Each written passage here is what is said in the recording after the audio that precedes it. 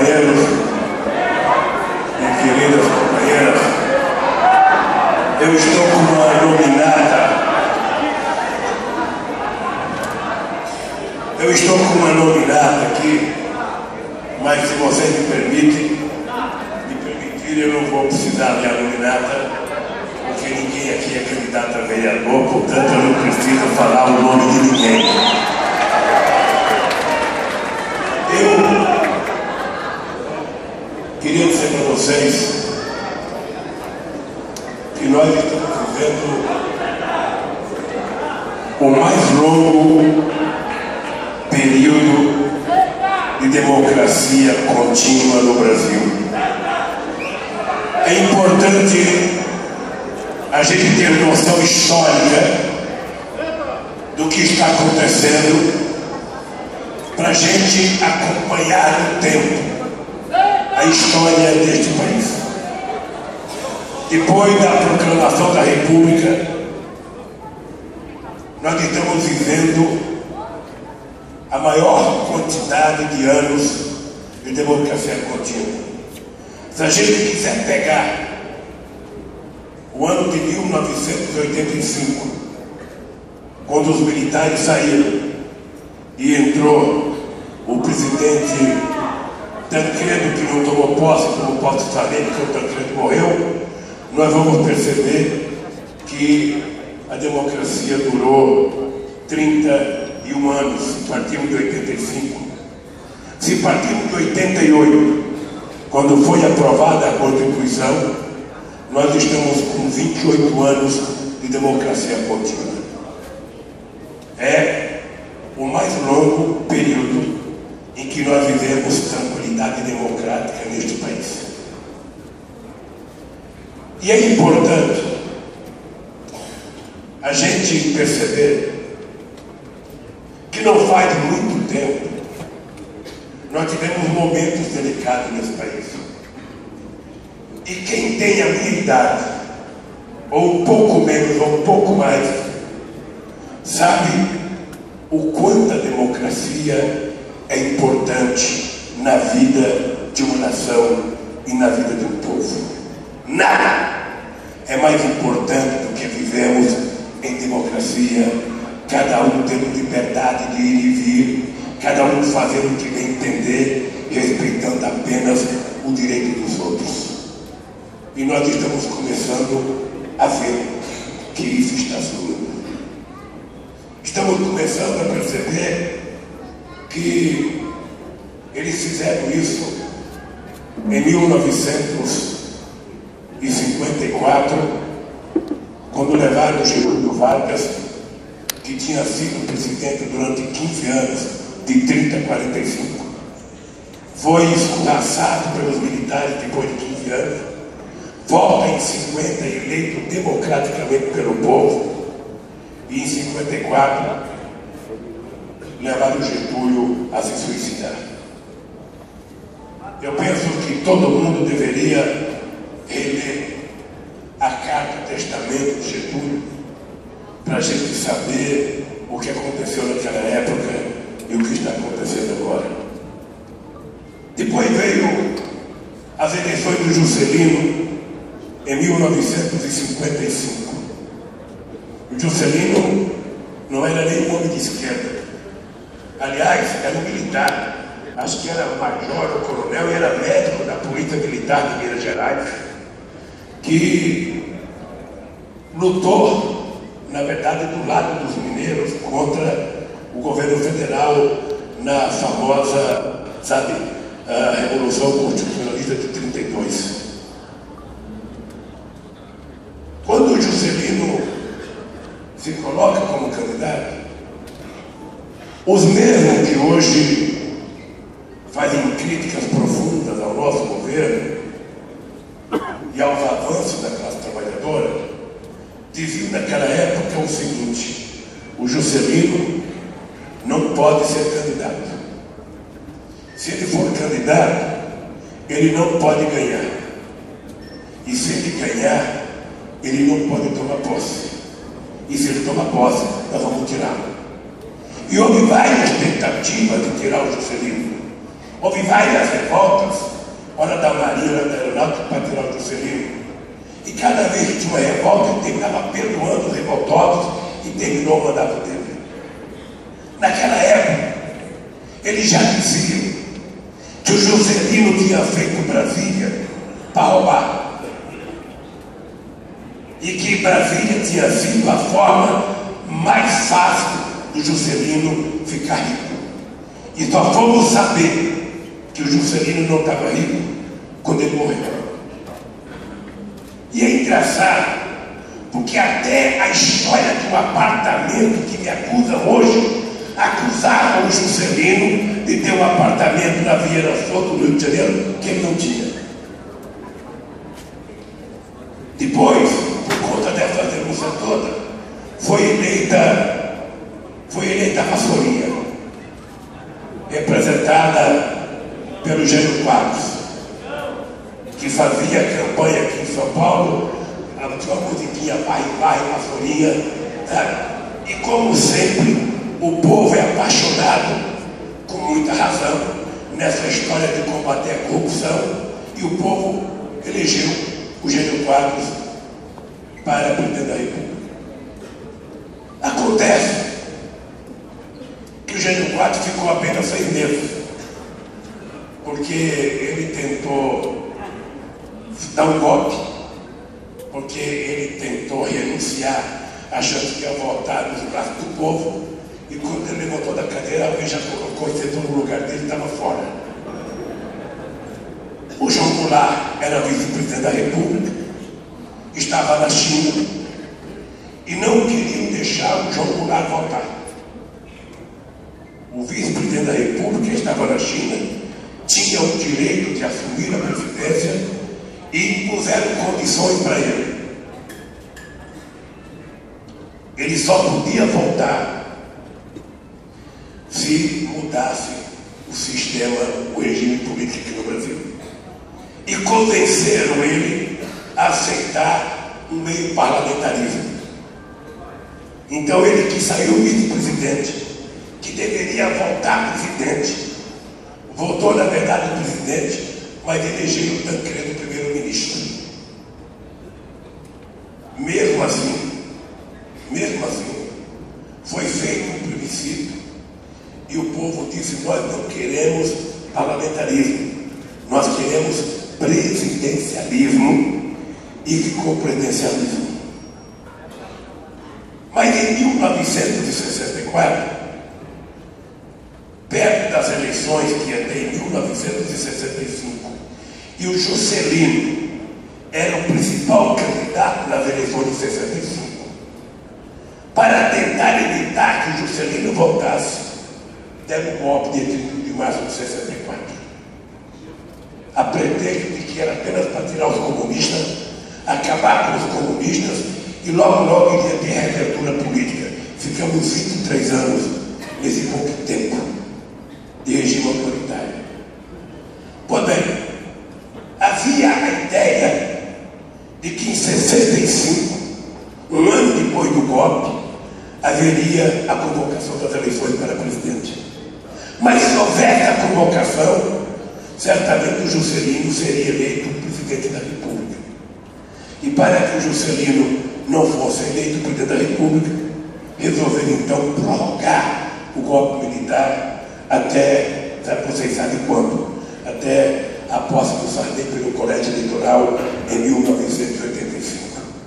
Eu estou contando esse breve período histórico para mostrar que não é fácil os conservadores deste país aceitar que as pessoas que não fazem parte da elite que eles fazem parte, as pessoas que não são quatrocentões, não têm muita facilidade para chegar lá, não precisa nem ser um operário ou uma mulher, basta que seja alguém que não seja do meio deles, eles já têm muita dificuldade de aceitar. Acontece que as nações evoluem, os povos evoluem, o povo trabalhador cresce, não apenas em quantidade, mas cresce também em consciência, em maturidade. E eis que um dia, todos vocês ajudaram a criar partidos, ajudaram a conquistar a democracia, ajudaram a criar sindicatos, ajudaram a criar centrais sindicais. E na labuta do dia a dia, a gente vai aprendendo, a gente vai deixando de ser só economicista e a gente vai ficando mais politizado, mais ideologizado.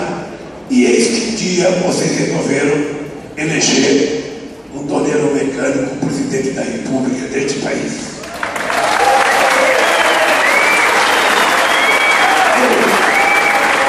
Eu acho que foi um ato de coragem excepcional. Porque às vezes eu andava na rua e eu ouvia as pessoas dizendo assim para mim: pô, esse cara nem estudou, esse cara é uma naça como eu, como é que eu vou votar nesse cara se ele é igual eu? Olha, como o peão estava preparado apenas para ser batedor de palma no comício, ele não acreditava que ele tinha condições de governar. Ou seja, aquele negócio das pessoas que moram no andar de baixo sempre se acham inferior àqueles que moram no andar de cima. Porque tem uma coisa, Wagner, tem uma coisa que a gente aprende na vida. Aquele do andar de cima, ele tem o nariz empinado. O povo trabalhador, às vezes até exageradamente, anda de cabeça baixa. É mais humilde, não fala grosso. Às vezes, a conversar com o nariz empinado, ele vai de cabeça baixa. Ele vai humilde, tratando de senhor, de senhora, com todo o respeito do mundo. E, na verdade, nós não somos tratados com o mesmo respeito que nós damos para eles. Muitas vezes, nós somos tratados de forma muito desrespeitosa. Mas eis que a gente aprendeu. A gente aprendeu. Da mesma forma, sabe que em outros lugares, vou pegar a Bolívia como exemplo. Um belo dia, os índios da Bolívia descobriram que era a maioria e resolveram eleger um índio e elegeram Evo Morales. Até então, eles que eram a maioria, sempre votavam em pessoas de olhos verdes que nem falavam espanhol, para explicar determinadas palavras, explicar em inglês. Eu tive logo que eu ganhei as eleições com o Goni, que foi o presidente da Bolívia, que ele falava mais inglês do que espanhol. Ele estava acostumado, aí veio o índio. E aqui no Brasil veio eu, por causa de vocês. Eu sempre digo o seguinte: eu sou o resultado da consciência política dos homens e das mulheres trabalhadoras deste país.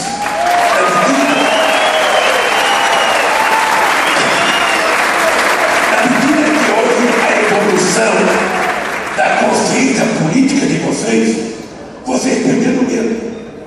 Eu não esqueço, uma vez eu estava em Recife, lá em Casa Amarela. Eu estava em Recife, visitando uma favela, entrei num barraco. O barraco não tinha nada, era 2x2. Era 2x2, um buraco para fazer a necessidade, a cama e o fogão, era tudo junto. E a mulher falou assim para mim: ô Lula, eu não vou votar em você, porque você vai tomar o que eu tenho. E eu fiquei olhando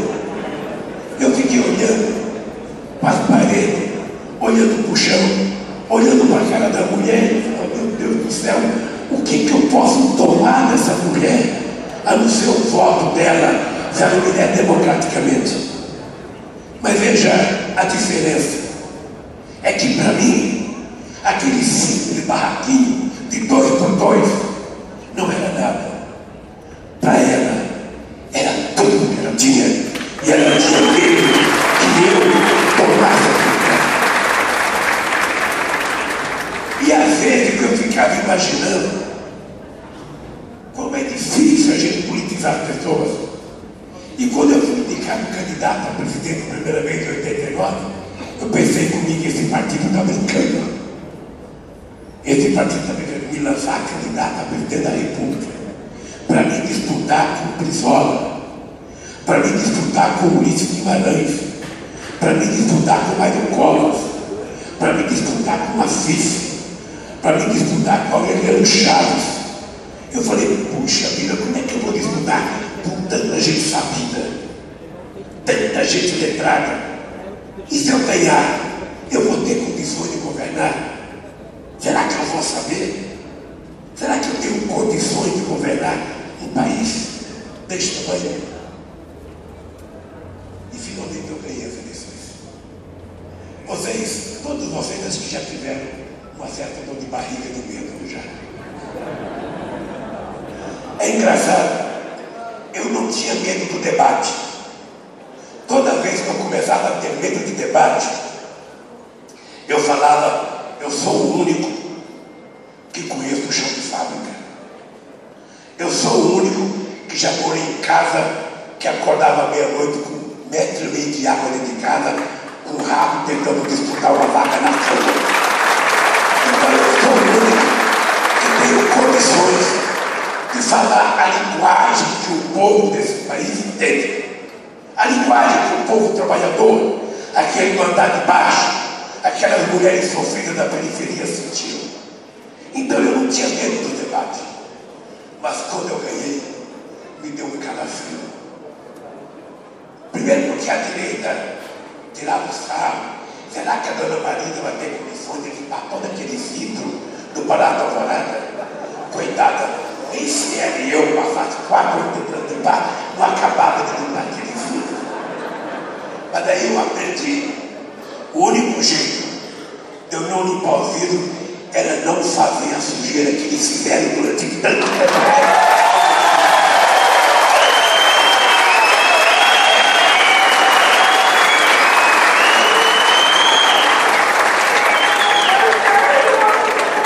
Depois que nós ganhamos as eleições, e eu percebi que não tinha que limpar os vidros, e eu percebi que eu tinha que governar o país, eu tive que escolher um lado. Para quem que eu ia governar? Para quem que eu tinha que ganhar as eleições? Eu tinha clareza. Mas eu tinha clareza também que eu não poderia brigar com ninguém. Eu tinha que construir uma solidez de tal governança que me permitisse fazer o que eu tinha que ter feito lá. Pois bem, para não entrar em detalhe, eu digo sempre que vai levar muito tempo para que este país possa viver novamente o momento que nós vivemos. Nunca antes na história do país os sindicalistas colaboraram tanto com o governo como os sindicalistas colaboraram comigo, sem deixar de ser sindicalista, sem deixar de reivindicar. Nunca os trabalhadores tiveram tanto tempo de aumento de salário real de forma contínua.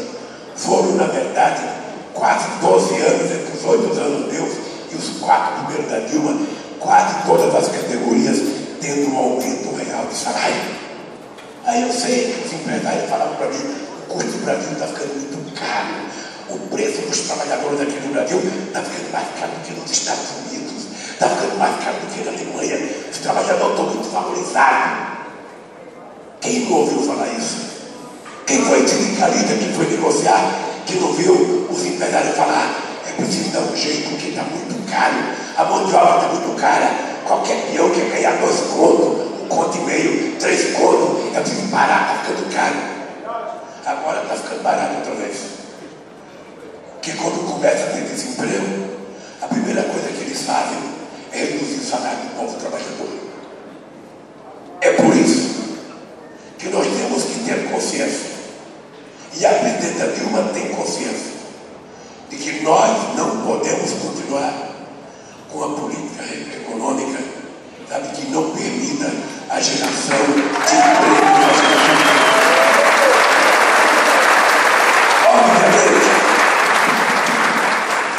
Obviamente que todos nós aprendemos dentro de casa essa lição com eles. A gente só gasta o que a gente tem. E se a gente fizer dívida, a gente só faz dívida fizer dívida mais do que a gente pode pagar, a gente quer pagar. Não é isso? Vai pro Serasa. Mas depois passa o tempo inteiro correndo para ter casa contínuo, o cartão de crédito. Então, nós temos que ser responsáveis. Agora, eu tenho uma tese.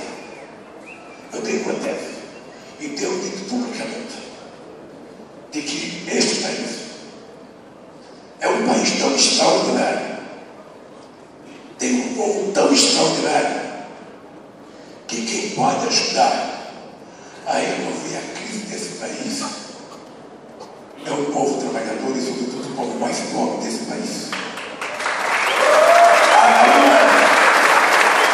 uma questão econômica complicada, que toda vez que eu ouço alguém falar em corte, e eu fiz corte em 2003, eu não estou falando dos outros, eu estou falando de mim mesmo. Toda vez que a gente fala em corte, a gente está falando em diminuir a capacidade de investimento do Estado. Quando a gente diminui a capacidade de investimento do Estado, a gente tem que ter na contrapartida empresários com capacidade de investimento. Ou a gente tem que ter banco com dinheiro para fazer financiamento, para ter capacidade de investimento. Se o Estado não tem capacidade de investimento, se a União, se os Estados não têm, se os municípios não têm, se os bancos não emprestam dinheiro, e se o povo, os empresários não querem investir, é o que de pior pode acontecer nesse país. Pois bem, é um momento que nós estamos vivendo agora. Lembre-se que em dezembro de 2014, a gente tinha 4,5% de desemprego nesse país. 4,5% de desemprego é menor do que a Suécia, era menor do que a Alemanha, menor do que os Estados Unidos. A gente vivia num regime de pleno emprego. E por conta desse regime de pleno emprego, a presidenta Dilma, entre 2011 e 2014, entre desoneração e isenção fiscal, para poder incentivar mais empregos, nós deixamos de receber no caixa do governo quase 500 bilhões de reais. De tanta desoneração e de tanta isenção fiscal que nós fizemos para manter a economia funcionando. Chegou uma hora que estava entrando menos dinheiro no caixa menos do que saída.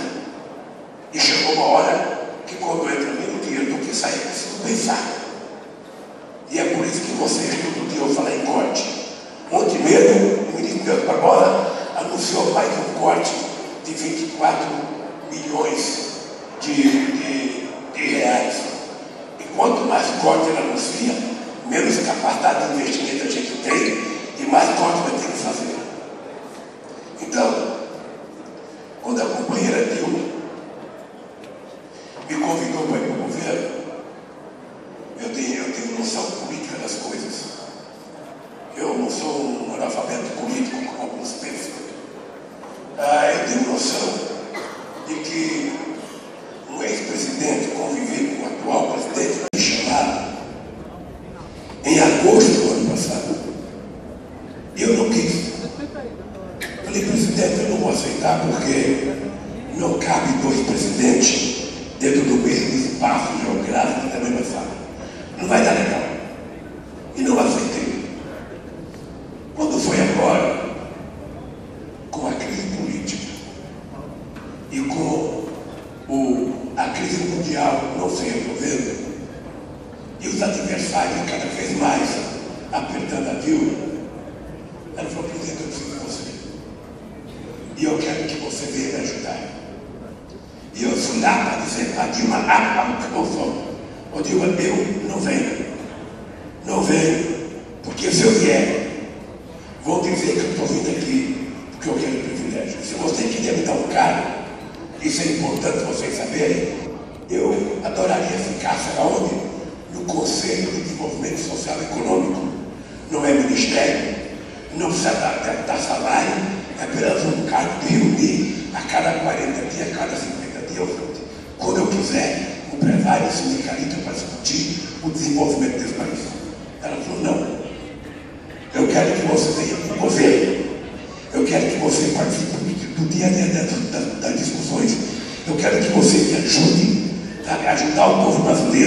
a sair desse calacrado que nós estamos. Eu falei, Deus, é o seguinte, querida, eu aceito. Eu venho para melhorar.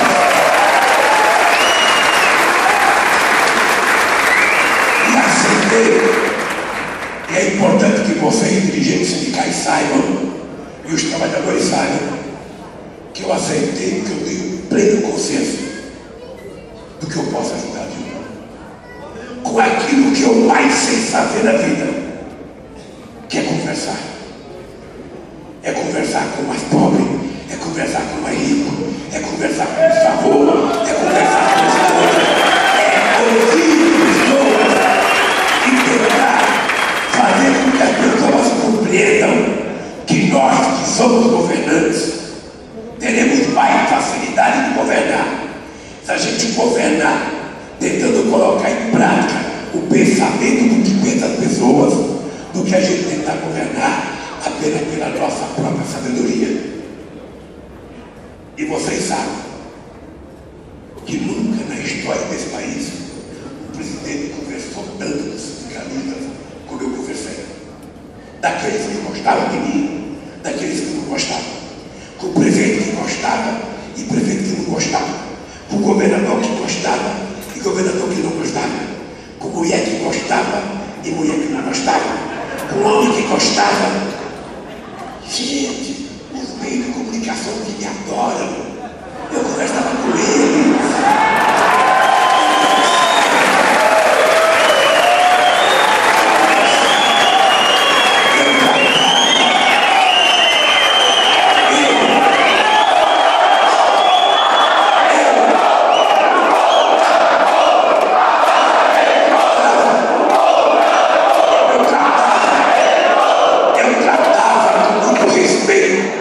Que eles não têm comigo, aí eu tratava com muito respeito a Record, eu tratava com muito respeito a SBT, aquele canal que tinha 1% de audiência, e aquele que não tinha audiência, aquele que tinha 100%, era o mesmo tratamento. Era o mesmo tratamento. Nunca faltei com respeito com ele. E quero dizer que nesse momento, eu estou enojado com o comportamento de determinados setores de comunicação que transformam em divulgação de coisa pública de fala particular de minha de telefone. O de respeito à ética, à pessoa humana. Mas não tem problema. Tem problema. Eu não farei o jogo rasteiro que eles fazem comigo. Não farei. Não farei. O tempo vai se carregar de dizer que estava certo ou não. Eu tenho muita paciência. Eu só queria que eles tivessem profundo respeito. Pois bem, nós fizemos o que era preciso fazer nesse país. Trabalhamos como tínhamos que trabalhar nesse país. Sabe, e elegemos a nossa querida companheira Dilma Rousseff da República.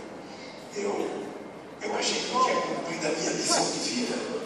Vocês estão lembrados que em 2003 eu tinha dito que quando eu terminar o meu mandato, cada homem, cada mulher tiver comendo 3 refeições por dia, eu já cumpri com a minha tarefa de vida. Depois de tudo isso, elegi a Dilma presidenta. Foi a consagração extraordinária da minha vida. E eu pensei que eles iam deixar a Dilma governar. E a verdade é que eles não estão deixando a Dilma governar. Esse ato de solidariedade aqui, companheiros, não deve ser para mim. Esse ato de solidariedade é o povo brasileiro que merece respeito daqueles que não querem que a Dilma governe. Esse ato é o ato de solidariedade a milhões e milhões de trabalhadores que gostariam de ligar a televisão e ver os repórteres falando alguma coisa útil nesse país. Esse ato é o ato de solidariedade a milhões e milhões de pessoas que estão cansadas e enojadas de ver tanta besteira na televisão, de ver tanta denúncia e muitas delas sem prova. Eu vim para cá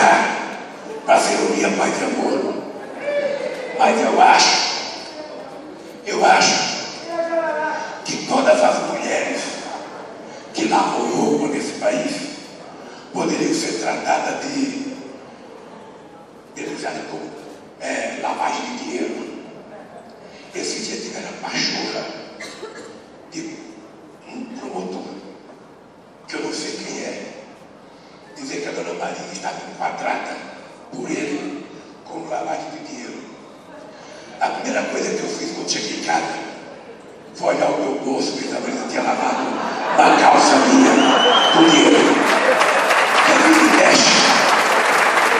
Vira e mexe, a gente encontra, sabe, com a roupa da gente do dinheiro todo torcido no bolso.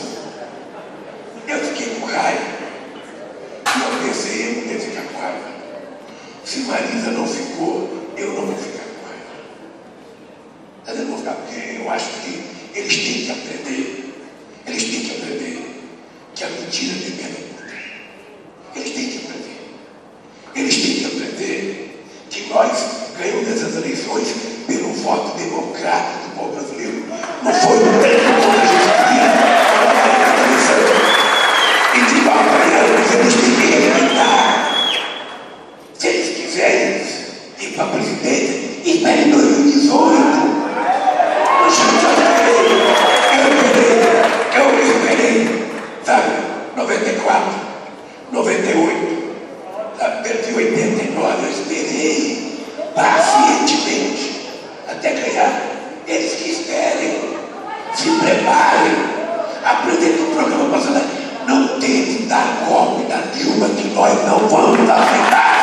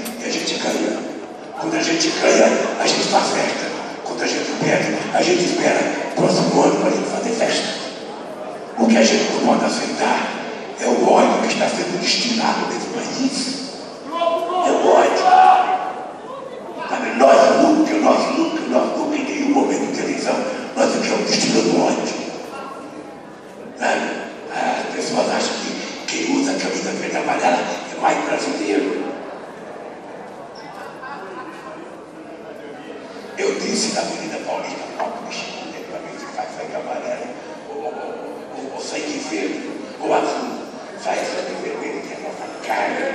Tá? Então é o seguinte, tem muita gente que diz que é mais brasileiro do que nós, porque o dólar está alto, ele não pode ir para Miami comprar enxoval. Não pode comprar enxoval, não pode comprar carrinho para o bebê que vai nascer. Então está caro a passagem do dólar 30 de setembro. É importante que não possa viajar muito mesmo, porque no mundo inteiro, assim, o ano retrasado nós teve um déficit na conta de comércio, na conta de turismo, de quase 20 milhões. Se não pode viajar para Miami, vai pagar luz.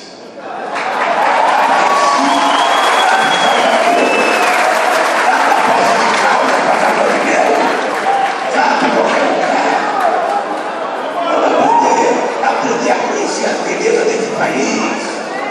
Vamos no Lençóis Maranhenses, vamos no Delta do Piauí, vamos na Ilha do Marajó, vamos viajar internamente.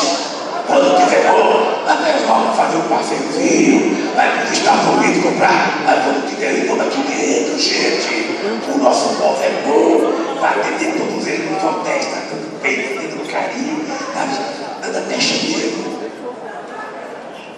E essa gente tem que aprender, sabe, que nós temos que ver Jesus política ideológica com eles, mas não temos ódio deles não. Imagina, eu ia no estádio, gente. Eu saía de Sobeira, eu saía aqui da Vila Carioca. Na Vila Carioca, quem conhece São Paulo, e aí eu vesti com a camisa do Corinthians, companheiro com a camisa do Palmeiras, companheiro com a camisa do Santos, do São Paulo, da Pompoeira, e eu vi doutrina, cada um no seu time, assistia um jogo e voltava com o pai, brincando. Hoje, parece uma torcida organizada, quem é da Paulista não vai da periferia, quem é da periferia não vai da Paulista, quem usa vermelho não perde, quem usa verde empresta mais do que nós. Que babaquice é essa? Que babaquice é essa? Este país, em todas as pesquisas feitas no mundo, entre 2007 e 2012, era o país mais alegre do mundo. Era o país do povo mais otimista do mundo. De repente, esse ódio ficou, sabe, estabelecido na sociedade. Eu acho que tem setores de empresa trabalhando para que a gente vire que nem uma Venezuela no tempo do Chávez, que eles criticavam tanto. Nós não queremos a sociedade brasileira dividida entre petistas e não petistas, entre vermelhos e amarelos. Nós queremos uma sociedade dividida entre aqueles que querem combater a miséria, entre aqueles que querem que o povo vá para a universidade, entre aqueles que querem que o povo tenha carro, entre aqueles que querem que o povo tenha trabalho verdadeiro e aqueles que não querem. É isso que eu quero fazer. É esse mundo brasileiro construído. E se é isso que incomoda eles, vamos ficar incomodados.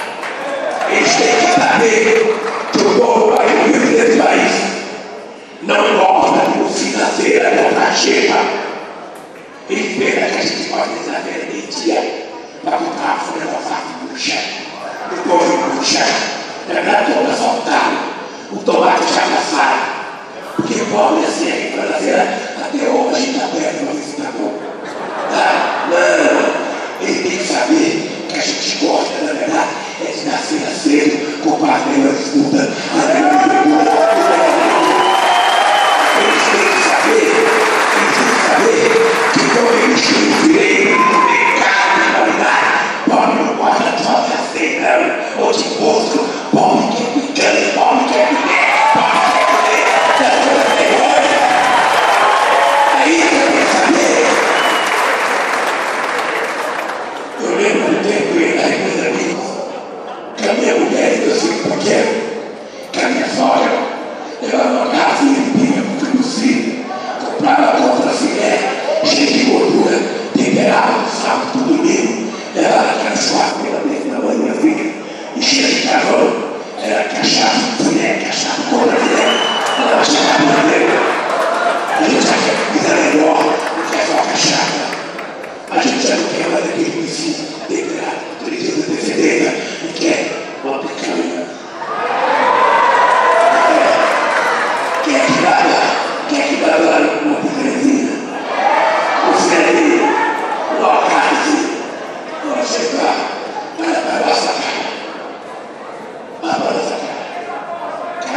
nordestino, a cara de nordestino, orelha de nordestino, cabeça de nordestino, mas sou brasileiro da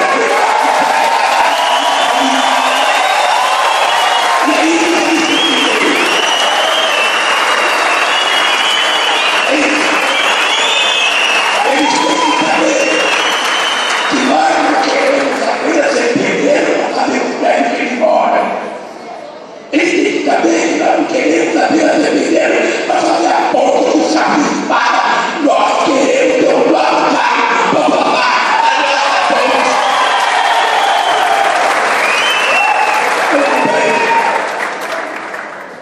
Esse ódio foi criado nesse país.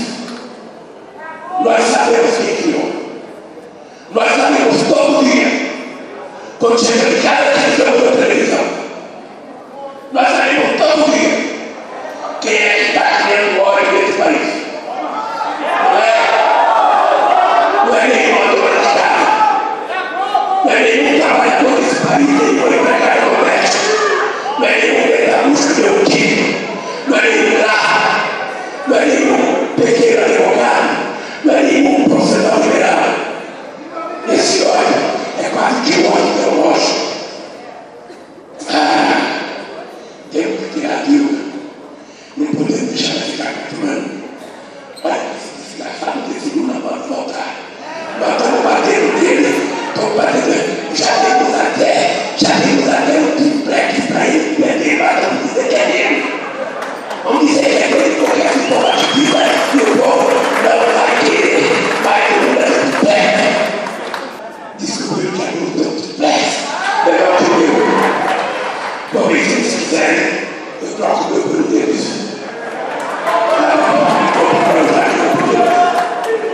Então eu não ia falar disso, não. Eu, na verdade, queria falar da Bíblia. Nós temos uma obrigação com a democracia desse país.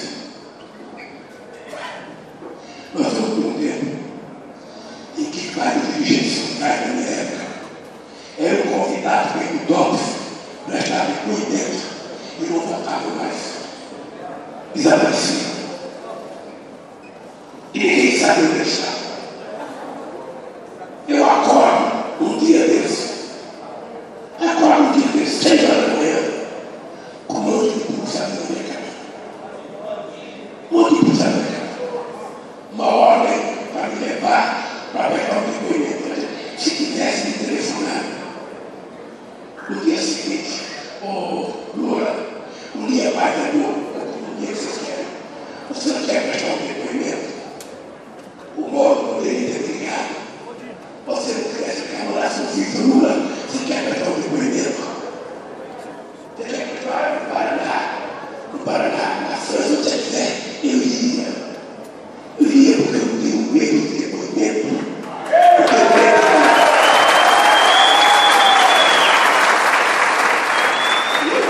Eu falo para quem quiser. Eu falo para quem quiser. Sem dúvida. Se algum deles que estão falando de mim, vou sentado, mas não é que eu desisto da vida política desse país.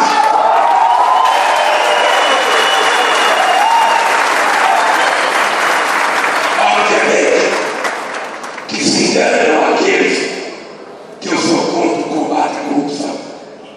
Porque se não fosse, não teria criado todas as condições para melhorar a Polícia Federal. Não teria criado todas as condições para escolher o primeiro da lista do Ministério Público. Não teria criado condições para melhorar a Controladoria Geral da República. Não teria criado condições para fazer a quantidade de lei, o portal da transparência. A lei, nós temos leis que até tempo, que tudo fica sabendo. Nós fizemos. Significa que a gente não tem medo. Não tem medo de investigação, não tem medo de combate à corrupção. O que nós não queremos é que eles façam pirotecnia com pessoas que são condenadas pela manchete dos jornais antes de serem julgadas. Para não falar da cidade. Eu não sei se todos se lembram, mas aqui em São Paulo tinha uma escola chamada Escola de Baixo. um dono de escola de base, um dono foi acusado de praticar pedofilia com criança na escola. Acabaram com a vida desse rapaz. Acabaram com a escola. E depois, ele não era nada. E ninguém foi pedir desculpa para ele. Desculpa por ele. Você vai para a escola. Eu sei o que estão fazendo comigo. Eu sei. Estou passando comigo. Eu sei o que estão fazendo comigo.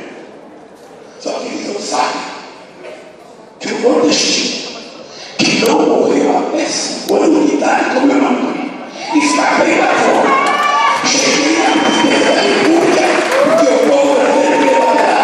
Não vou desistir, porque as minhas acusações são diretas.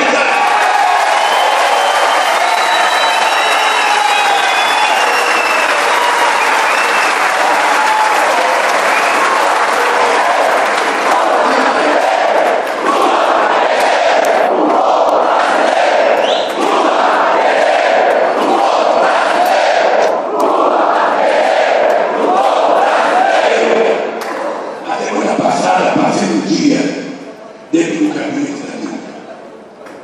Companheiros, eu queria que vocês soubessem que não é possível alguém governar um país deste tamanho, com os problemas que tem, com a quantidade de desgraça acontecendo todo dia, com a quantidade de gente trabalhando todo dia.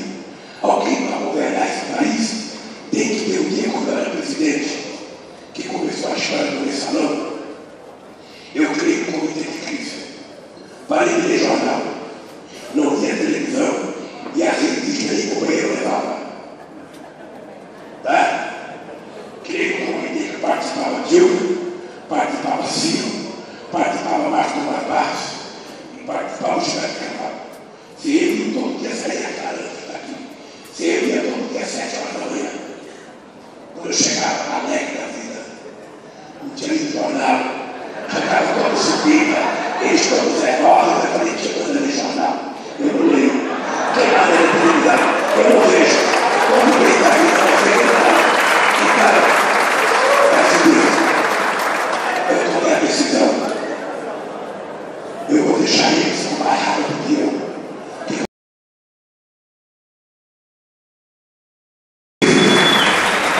Eu aceitei o convite da vida. Porque eu quero andar por esse país, mas nesse dia não vou ser feliz.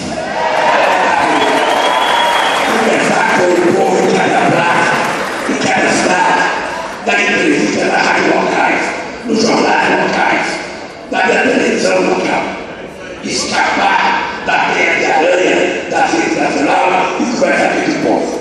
E é por isso, que eu quero semana que vem fazer um apelo aos deputados, a senadores do povo brasileiro, deem para a gente 6 meses de magreza, que nós vamos provar que esse país vai voltar a ter um país da alegria.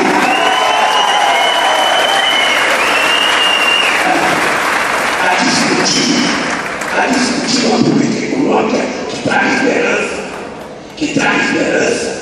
O ser humano é trocar a esperança. Tá? A gente é 70% osso, carne, não, 30% o resto é emoção. Então é o seguinte, eu vou conversar muito com vocês. Pode ficar sério. Pode ficar sério. Se tem uma coisa que eu puder fazer na vida, e for a última coisa que eu puder fazer na vida, eu vou ajudar a Dilma a governar esse país para a decência que o povo brasileiro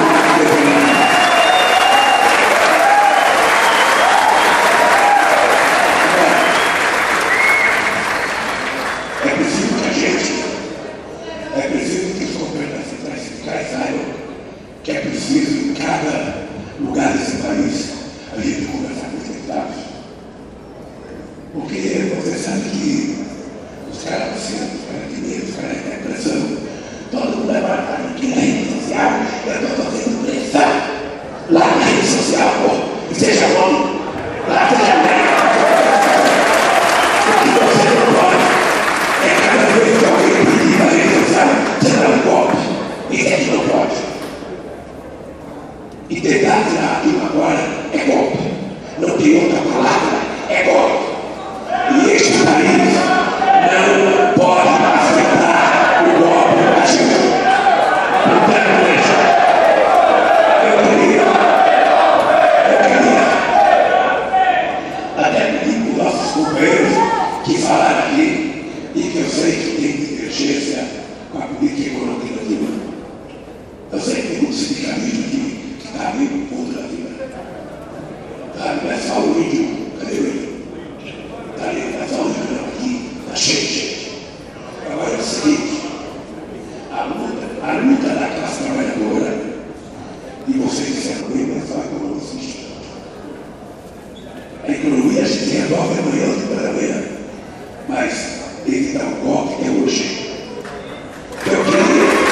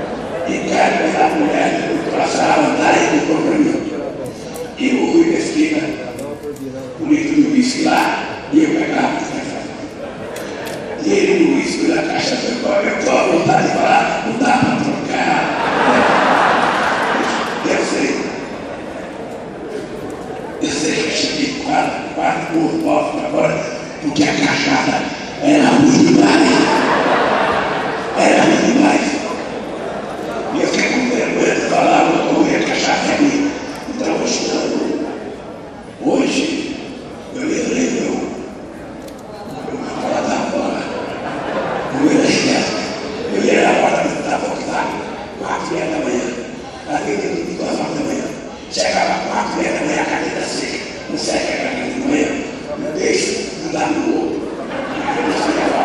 Mas o cabelo vai moer,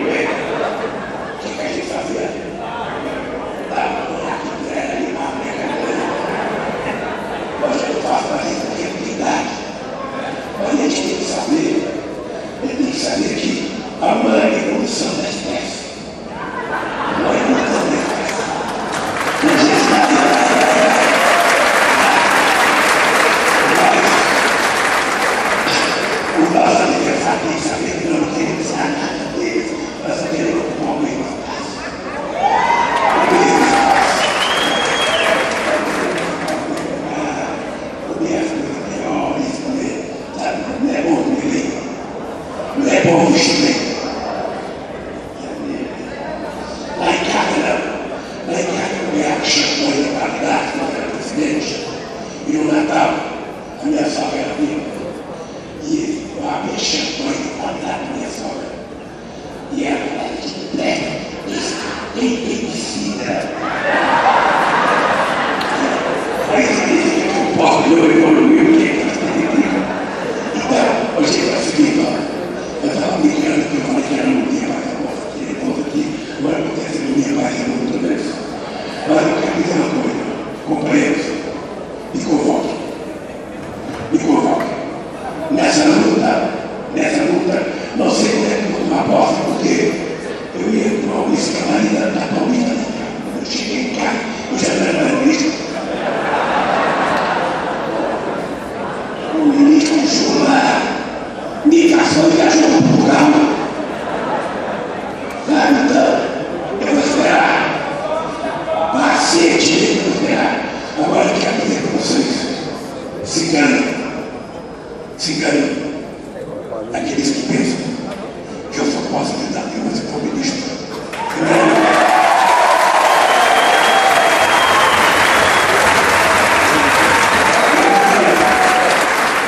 Eu queria pedir para os companheiros dirigentes sindicais. Eu queria pedir para vocês, de forma tranquila, essa operação de combate à corrupção é uma necessidade para esse país. Essa operação Lava Jato é uma necessidade para o país. Eles estão dizendo que vão recuperar não sei quantos bilhões, 6 bilhões, 1 bilhão, 2 bilhões, 3 bilhões. Não tem problema.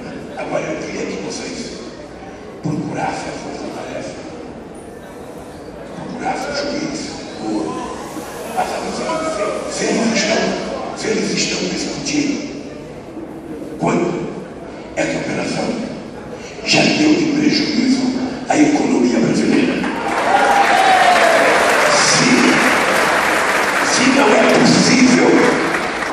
Se não é possível fazer o combate à corrupção sem fechar as empresas, se não é possível fazer o combate à corrupção sem causar desemprego, porque segundo o FMI, 2,5% da queda do PIB se deve ao pânico criado na sociedade brasileira. Eu não sei se a CUT tem pesquisa, não sei se a outra central tem pesquisa, mas é importante vocês se unirem e fazer uma pesquisa. Porque quando tudo isso terminar, você pode ter muita gente presa, mas você pode ter também milhões de desempregados nesse país. Eu já ouvi falar em 200 bilhões de prejuízo, 250. Eu ouvi falar muito, quando eu não tenho pesquisa, eu não sei dizer quanto.